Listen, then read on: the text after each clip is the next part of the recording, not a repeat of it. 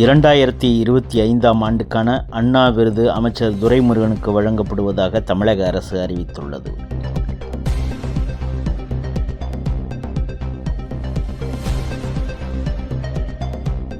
காலாவதியான மது விற்பதால் பாதிக்கப்படுவது முதல்வர் ஸ்டாலின் குடும்பமோ அல்லது திமுக அமைச்சர்கள் குடும்பமோ அல்ல, அப்பாவி மக்கள்தான் பாதிக்கப்படுகின்றனர் என தமிழக பாஜக முன்னாள் தலைவர் அண்ணாமலை கடுமையாக சாடியுள்ளார்.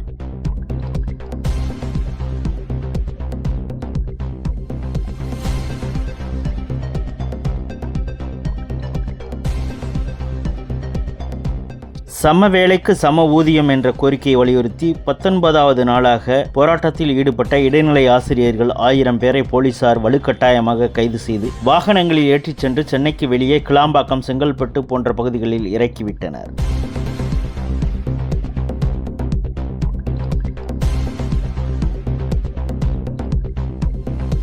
சென்னை புத்தக கண்காட்சியில் வெளியிடப்பட்ட இந்தி எதிர்ப்பு போரில் ஈவேரா பித்தலாட்டம் என்ற மறுபதிப்பு நூலை போலீசார் பறிமுதல் செய்துள்ளது சர்ச்சையை ஏற்படுத்தியுள்ளது.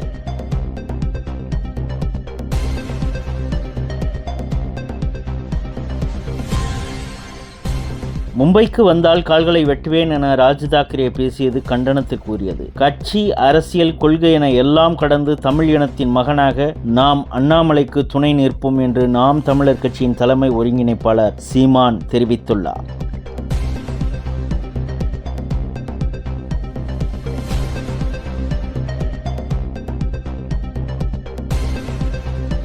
ஆபரேஷன் சிந்தூர் தாக்குதல் நடத்திய போது பாகிஸ்தான் ஏதேனும் தவறான செயலில் ஈடுபட்டால் தரைப்படை மூலம் தாக்குதல் நடத்தவும் திட்டமிட்டு இருந்தோம் என இராணுவ தலைமை தளபதி உபேந்திர திவேதி கூறினார்.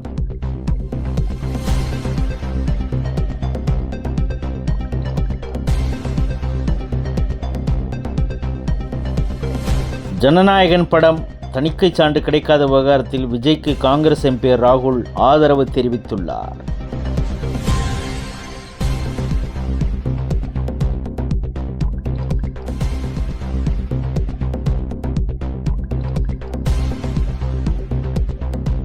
ஜம்மு காஷ்மீரின் ஷாக்ஸ்கம் பள்ளத்தாக்கை சீனா உரிமை கோருவதை ஏற்க முடியாது. இது தொடர்பாக பாகிஸ்தான், சீனா இடையே 1963இல் மேற்கொள்ளப்பட்ட எல்லை ஒப்பந்தம் சட்டவிரோதமானது என மத்திய அரசு திட்டவட்டமாக தெரிவித்துள்ளது. Shaksgam Valley is Indian territory.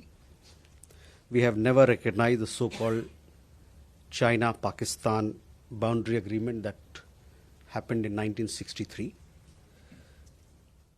We have consistently maintained that the agreement is illegal and invalid.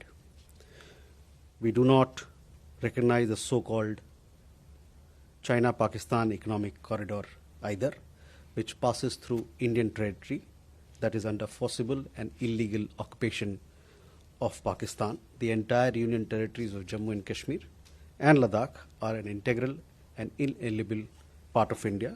This has been clearly conveyed to Pakistani and the Chinese authorities several times. We have consistently protested with the Chinese side against attempts to alter the ground reality in Shaksgam Valley. We further reserve the right to take necessary measures to safeguard our interests. டெல்லியில் மத்திய அமைச்சர் எல்முருகன் இல்லத்தில் நடந்த பொங்கல் விழாவில் சிறப்பு விருந்தினராக பிரதமர் மோடி பங்கேற்று வழிபாடு நடத்தினார்.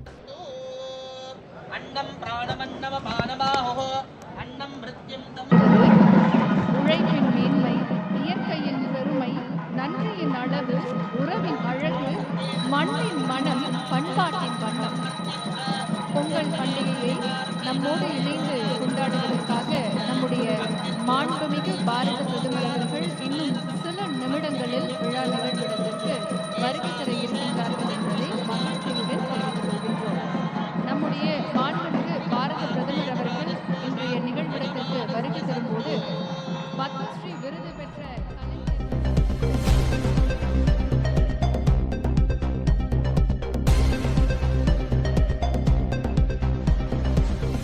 உலகின் பழமையான மொழியான தமிழின் தாயகமாக இந்தியா திகழ்வதில் பெருமிதம் கொள்கிறோம். இந்த தைத்திருநாள் அனைவரின் வாழ்விலும் அபரிவிதமான செழிப்பு, வெற்றி மற்றும் நல்ல ஆரோக்கியத்தை கொண்டு வரட்டும் என பிரதமர் மோடி தமிழில் பொங்கல் வாழ்த்து தெரிவித்துள்ளார்.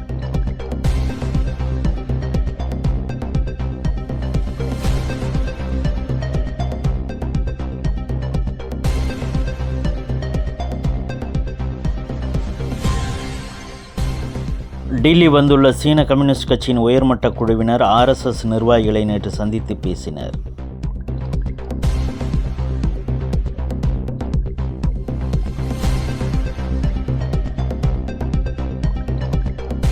கடந்த ஆண்டு நிகழ்த்தப்பட்ட தாக்குதலைப் போல ஈரான் மீது தாக்குதல் நடத்த நினைத்தால் பேரழிவு ஏற்படும் என்று ரஷ்யா எச்சரிக்கை விடுத்துள்ளது.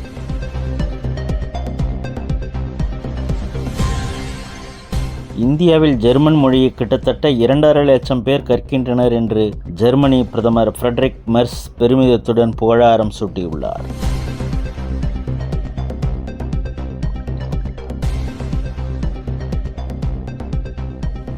தமிழர் திருநாள் பொங்கல் பண்டிகையொட்டி பொங்கலோ பொங்கல் என தமிழில் சிங்கப்பூர் பிரதமர் லாரன்ஸ் சமூக வலைதளத்தில் பதிவிட்டுள்ளார்.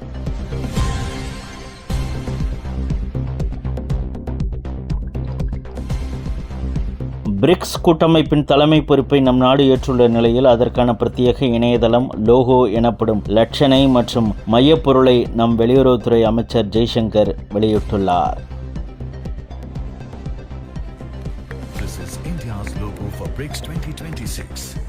At its heart blooms the lotus, rooted in heritage, rising with resilience. Its petals reflect the colors of BRICS countries, many voices, one shared purpose. At the center is Namaste, a gesture of respect, a call for collaboration. As India leads BRICS in 2026, this emblem stands for a people-centric vision, calling for cooperation, mutual respect and solidarity. Thank you very much, sir.